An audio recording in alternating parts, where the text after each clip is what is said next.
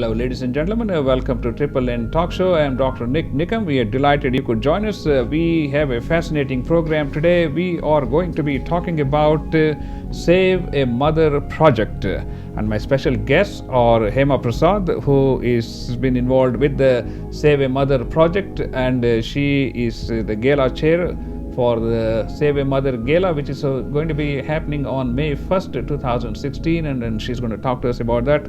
Next to her is Dr. Shiban Ganju, who has been deeply involved with the Save a Mother project since its inception. Hema and Shiban, welcome to Triple N Talk Show. We're delighted to have you. Maybe just give a little bit about your introductions, and then we will talk about Save a Mother. So besides my professional work, I was always looking for avenues to volunteer as well as give back to society, and I'm very excited to be part of Save a Mother. I had my second child here in Houston at 36, and I had the best doctor and care for me, and education, of course. And I just felt like it's everybody should be having the same resources that I had, you know. Oh, that's why I was part of this. Oh, that's wonderful. If you're looking for volunteering for services, I have interviewed more than 100 non-profit associations. I can give you some names, but let's stick with the Save a Mother project. For today. Shiban, let's hear about a little bit about your background and how you got involved with the Save a Mother project. My name is Shiban Ganju, and I'm a physician by training. And Save a Mother was a need in the area that I visited 2008 because a lot of mothers were dying in that area. So we started this program about 8 or 9 years ago, and I call myself the chief volunteer of the organization. Yeah. Ladies and gentlemen, you are watching the Triple N Talk Show. I am Dr. Nik Nikam, and this is being video streamed to YouTube and also Google Plus. And please do visit our YouTube channel, which is Nik Nikam, where we have more than 800 videos accenting our experience here in the Houston area. And also we have a Facebook page, which is Nik Nikam Network, where we keep you abreast of what's happening in and around the Houston area and from around the globe. So let's talk about Save a Mother. How big is this problem, and what are the main items you focus on? Maternal mortality is very high in India. Yeah. And as you know, maternal mortality is one of the indicators of health of a country. Yeah. In fact, maternal mortality and infant mortality forms one of the components of Human Development Index, which is how you measure development in countries. Maternal mortality is so important that it was one of the Millennium Development Goals, which ended in 2015, and it's also one of the goals in Sustainable Development Goals that United Nations have just said it. India has one of the highest maternal deaths in the world. Yeah. Mm-hmm. The current data shows about 180 women die of childbirth per 100,000 live births. To put it in perspective, US is under 10, and so are all the Western countries. So we have too many unnecessary, totally preventable deaths in India. Deaths. That's an important thing. And you know, since you mentioned about maternal mortality and infant mortality, when I was doing my master in healthcare, we studied these numbers from all around the world, all across the globe. And ironically, America doesn't have the lowest infant mortality. So we still have a long way to go, because healthcare is so important, especially in the pregnant mothers and infants, because as you said, most of them are preventable. Ladies and gentlemen, you are watching a Triple N Talk Show, and I am Dr. Nik Nikam, and my special guests are Hema Prasad and Shiban Ganju. Okay, let's talk about what are the things that are being done in, of course, in the United States to help with this project. United States is a care-intensive healthcare organization. Yeah. So the solutions to the problems in the US is create high-tech centers as close as to the population as you can. That's been the model. Yeah. India, being a resource-poor country like most of the countries in the world, don't have this luxury. Yeah. So we have to think of alternative solutions of delivering healthcare to the poorest of the world, and that's the space we are working in. Okay. Give us a little bit background about how you are increasing the awareness of this huge problem in India, in the United States, and how you are able to raise funds. The United States is a generous country, and since we have a large Indian population, the so-called NRIs here, we appeal to them, and through their kindness we're able to raise funds, which goes a long way for our project in India, because cost of doing business in India is extremely low. Okay, ladies and gentlemen, you are watching Triple N Media. I'm Dr. Nik Nikam, and we are talking about Save a Mother, which is a huge problem in India. And as Mr. Shiban said, the maternal mortality is like 2 to 4 times compared to many other developing countries. Okay, let's talk about how do these funds reach a particular area where there is a tremendous need for saving a mother.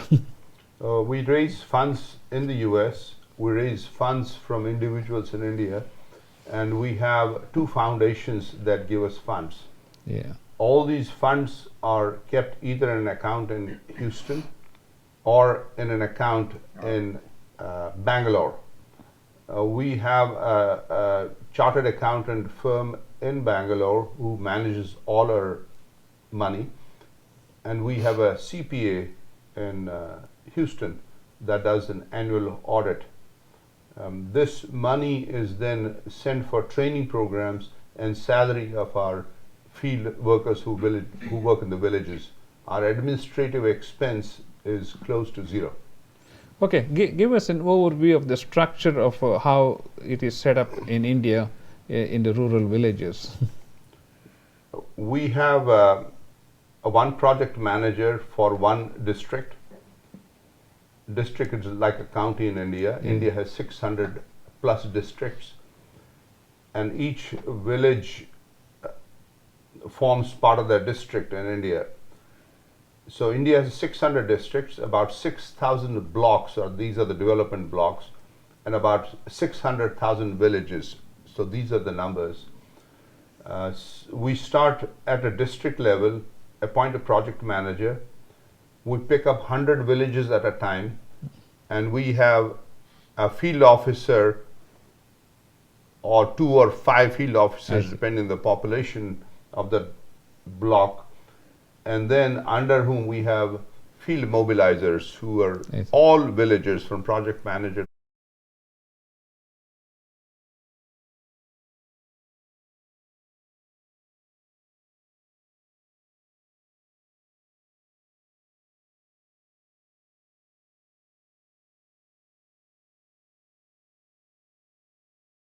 to mobilizers, and under them we have volunteer health force of the villagers themselves. We call them Arogya Sakhi and Swasthya Sakhi, who then work from house to house.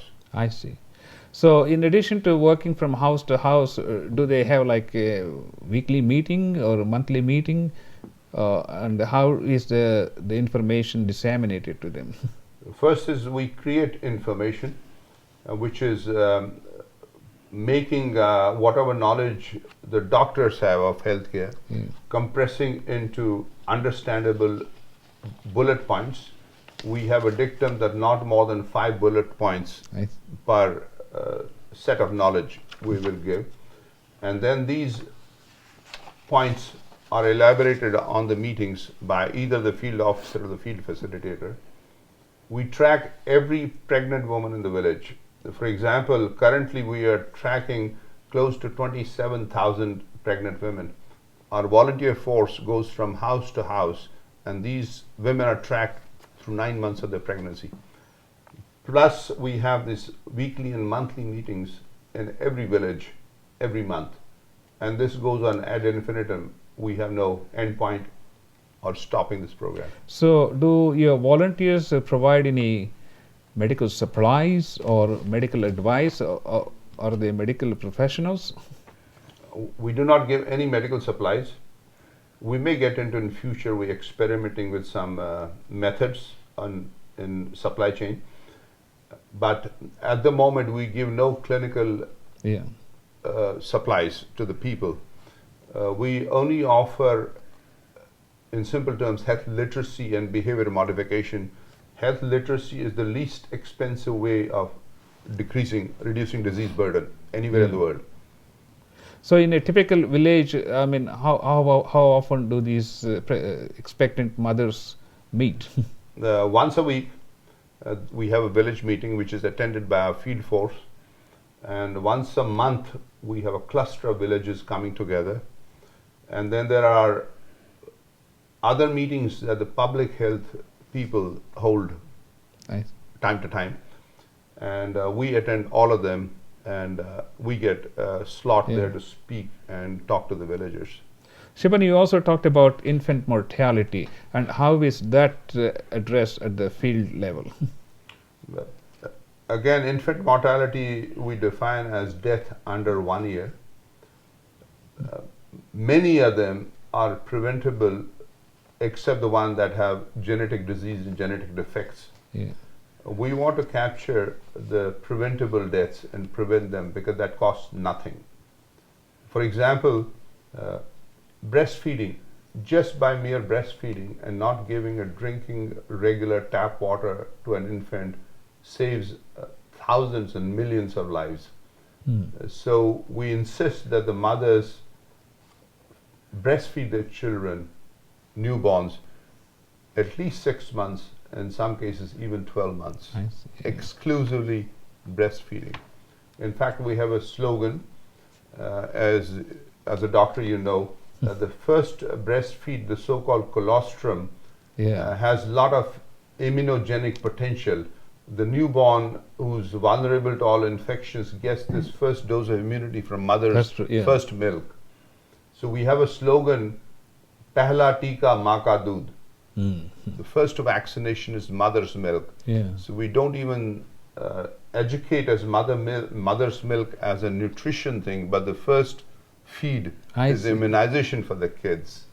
So if you go to any of the villages, if you say Pehla tika, the whole village shouts back, Maa ka doodh. So we convert all our knowledge into songs and slogans. Every village translates these 5 bullet points in their own language. They write the lyrics and they give a tune and they sing every time we meet. So make it more entertaining, at the same time educational. You're right. You're absolutely right. So entertainment education is a new field now. See, the problem is the following, that we really don't know how to modify behaviors. You as a doctor, you know. I know. An individual one-on-one behavior modification, in spite of all the theories and framework we have failed miserably. Nobody listens.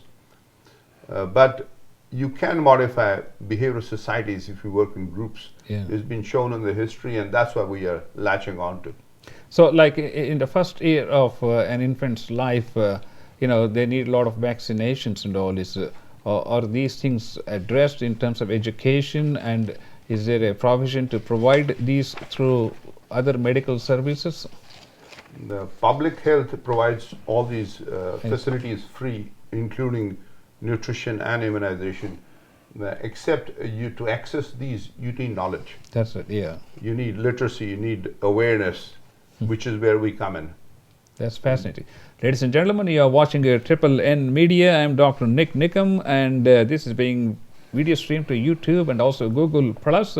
And please do subscribe to our YouTube channel, which is Nik Nikam, where we have more than 800 videos accenting our lives from all walks of life, I should say. And also we have a Facebook page, which is Nik Nikam Network, where we keep you abreast of what's happening in and around the Houston area and also from around the globe.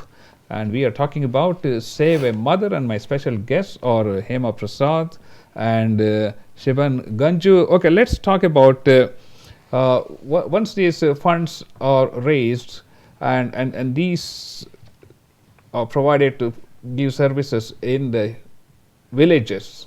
How do you measure your success? We have two indicators. We have data-driven organization. We collect data very strictly. Yeah. We have the process indicators and impact indicators. We measure activity. We measure output of that activity, the outcome of the activity, right. and the impact.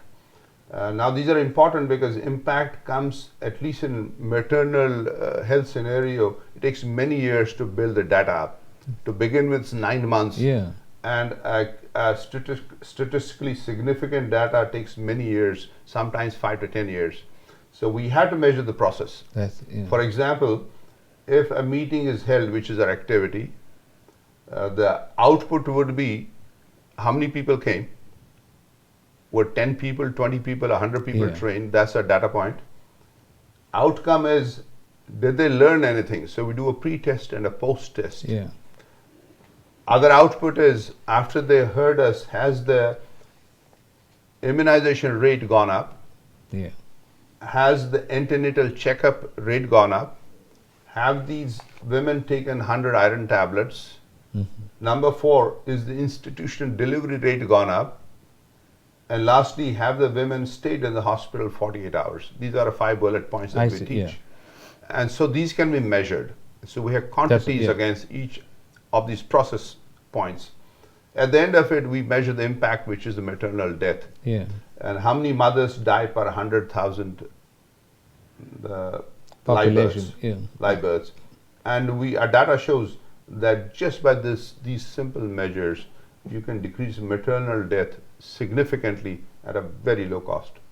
Yeah, that's fascinating because very, very simple steps in saving a mother's life. That's a huge accomplishment because especially if they have older children, maternal death could mean a devastating blow to the whole family. It's extremely cheap to actually do this. I mean, the whole educating a village per year is just a cost of $150. That Save a Mother incurs per year per village. So that's fascinating. When somebody gets sick, it costs several $1,000s to get them straightened out. But if most of these are preventable problems, and if we can just spend a few pennies, if we can save even one mother, I think that's a huge accomplishment for the healthcare. In fact, you said something very interesting. We did do this exercise. Yeah. When we enter a village, we ask them, tell us how much money the whole village spent in last year's healthcare. Yeah.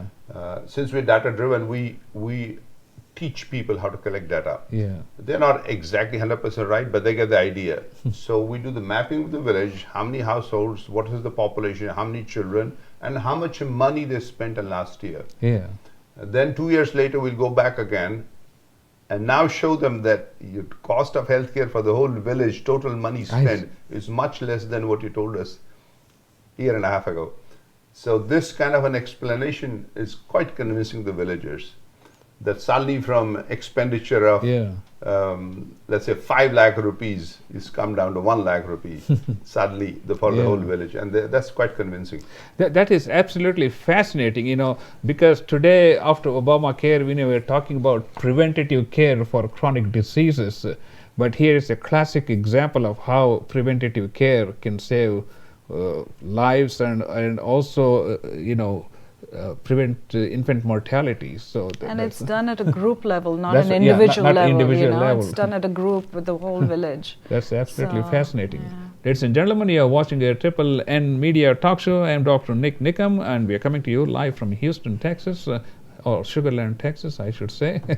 And we are talking about the Save a Mother project, which is being implemented. Give us all the different places where this is now being implemented. We are in 2 districts in Uttar Pradesh. Yeah. We are in Gadak in Karnataka, and we are in Nizamabad in Telangana? I recently visited Nizamabad. Yeah. I keep traveling to India for work, and I recently went to our project, met with the field officers and the lady workers Yeah. over there. Very interesting experience in Nizamabad. Okay, describe to us what you saw there, because it's very important for people sitting here and say, what is being done there? I actually went to attend a conference called Kakatiya Sandbox, and there were many NGOs present that are supporting Nizamabad area. And a couple of them are providing education, a couple of them were providing employment, and of course Seva Mother was there providing maternal care. I see. And it's very nice. I mean, everybody is very receptive to it. They want to learn. If somebody is willing to give them the information, people do want to learn. Some of the pictures you sent me, which is going to be shown, which is being shown on the screen here, there were quite many people attending these meetings. Yes. Yeah. What are the things they were teaching them? The same things, like the same 5 points. It's reiterated time and again, so it's it sinks in. The more times you hear it, the more times it sinks in. And it's basically having your iron tablets. Make sure you take care of yourself as soon as you deliver. You can't go back and start working in the agriculture or whatever. You have to stay at the hospital, take care of yourself first, and then take care of your baby. So just a few things that are reiterated time and again. And like he said, they're turned into slogans and songs that the women sing together, and that's how they learn from each other. That's fascinating. Shiban, we talked about you can have supply, you can have demand, we can have knowledge, but to make an impact in changing behavior is not the easiest one. So how do you convince all these village people who sometimes may even doubt what we are doing as a medical professional? You're right. We still don't understand how information turns into knowledge. Information is available at the touch of a button. That's right. But how do I use this for my own benefit or the benefit of anybody else, which is what I call as knowledge? The link we don't know. At what point does information turn into knowledge? And then, of course, if you have a lot of knowledge and experience, then it turns into wisdom. So we work in this project at the moment and trying to figure out exactly what is the touch point. We know we succeeded, but at what step does it change? We don't know yet. In fact, we're working with the University of Chicago grad student and their multidisciplinary department right now, trying to understand this only. At what point does the behavior of a society change? And if we could understand that formula, we'll compress the program just to that formula and leave the redundancy out. That's fascinating. Hema, you said you visited one of these places and all this. How receptive are these women to all this knowledge, and how much do they trust? They seem receptive. I mean, I don't know for sure, It's hard to tell, but they are willing to listen, So I'm sure, as we keep our presence stays in that area, it's going to get better, The Nizamabad is the newest project, the one that I went to in Telangana. So that was, it's just started maybe around 9 months ago. So it's just started there, so I'm sure we have a good impact. I see. In a scientific world where you and I work every day, I think the bottom line is, has our experiment made an impact? And maybe you can elaborate on that. In fact, the impact is so good that even I'm surprised. When I entered there in 2008, I was skeptical. And social behavior change is a new field. It's barely 5 years old. So we don't have any theoretical framework how to change societies. So my problem was, how do I convince these women to take 100 iron tablets? Now, maternal mortality can be decreased, but data shows us that by 75% if you do just 4 or 5 things. I see. One is 3 antenatal checkups, 100 iron tablets during pregnancy, 2 tetanus toxoid injection, and an institutional delivery and stay in the institution for 48 hours. The world data shows if you just do these 5 things, you will decrease maternal mortality by 75%. That's absolutely phenomenal return for so little resources. The problem is, how do you convince people? That's As you're a doctor, you tell patients to do quit smoking and all this. Nobody listens. I know. All right. Now, how do we convince these so-called third world ladies to take 100 iron tablets when you have iron tablet gives side effects, metallic taste, etc. So the challenge was big, but as we went along, we have learned how to deliver the messages, and then we, like I said, we measure impact. Maternal mortality decreases by 90% in less than 3 years, at a cost of, like Hema said, $150 per village per year.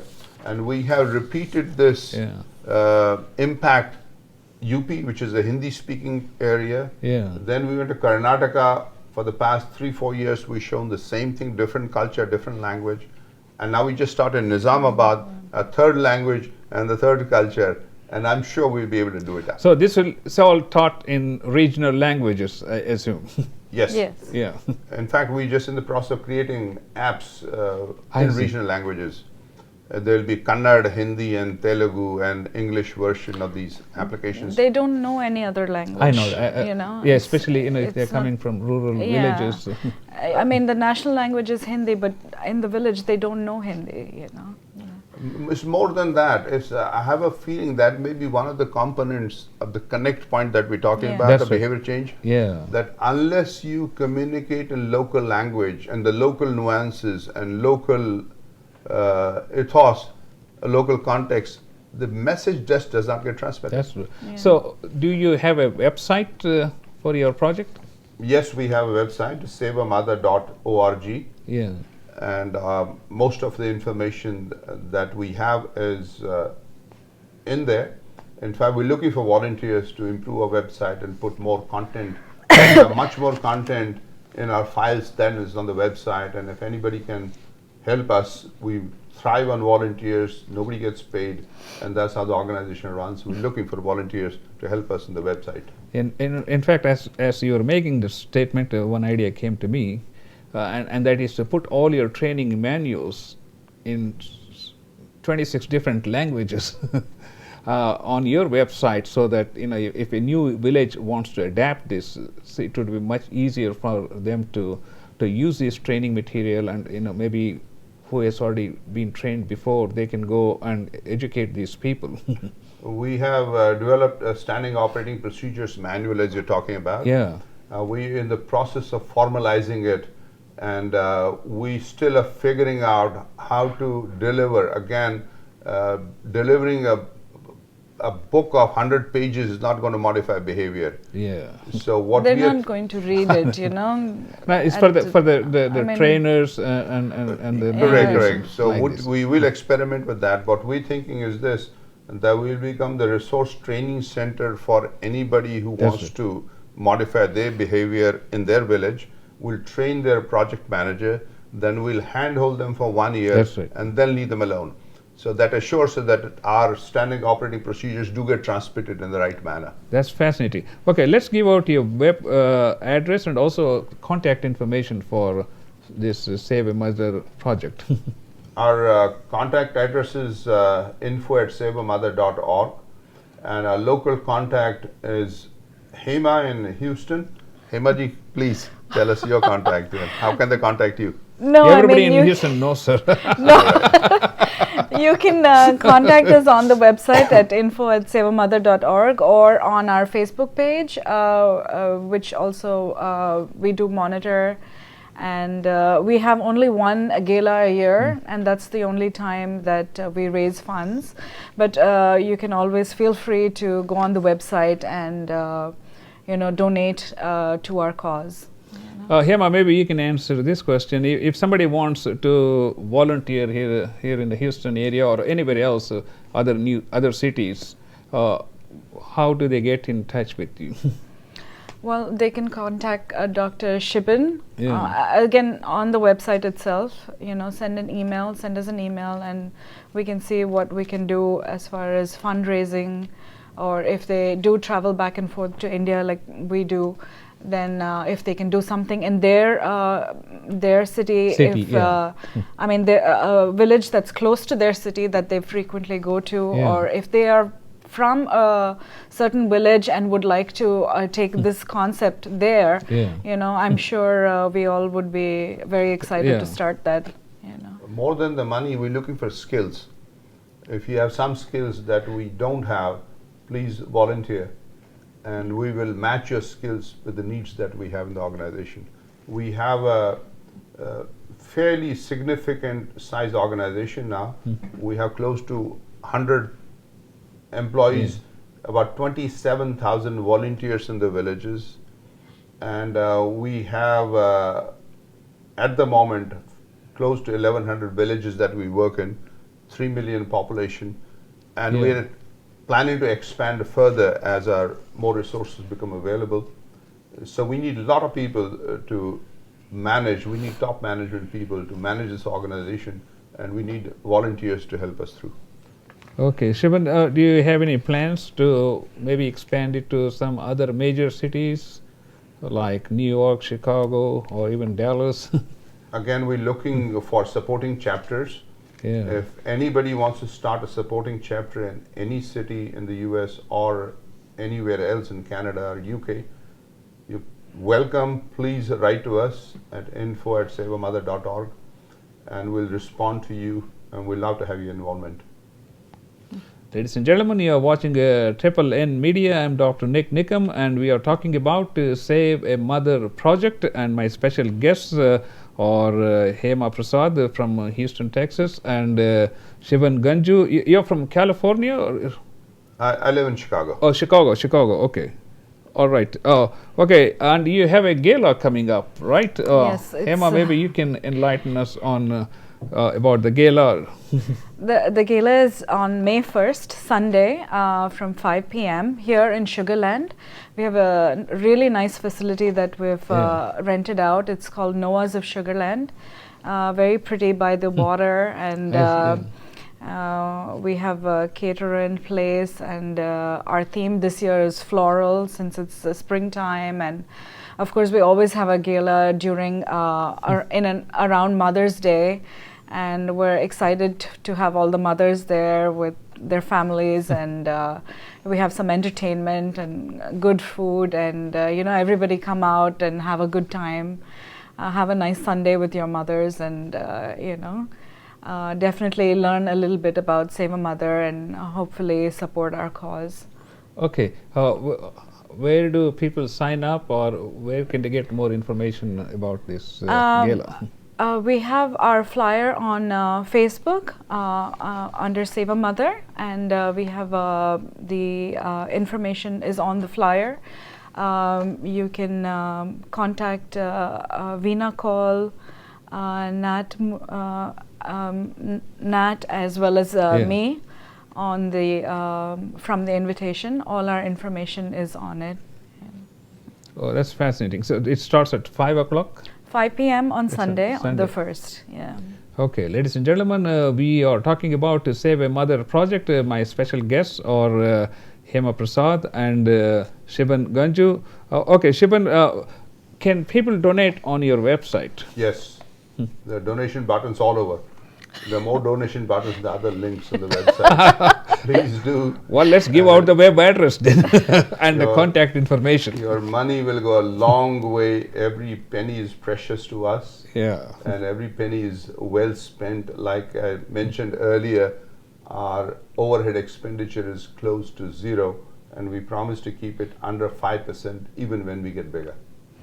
And the thing is, it's so small, the amount of money, like if me and my husband go out for dinner, just have drinks and a nice fancy meal, that's $150, and easily, and it takes a whole, it could save a whole village for a year. That's like, it's an incredible that too, if you look at the impact that it is having in terms of one, educating these people and changing their behavior, which we talked about, which is the most difficult thing to do with any medical problem for that matter.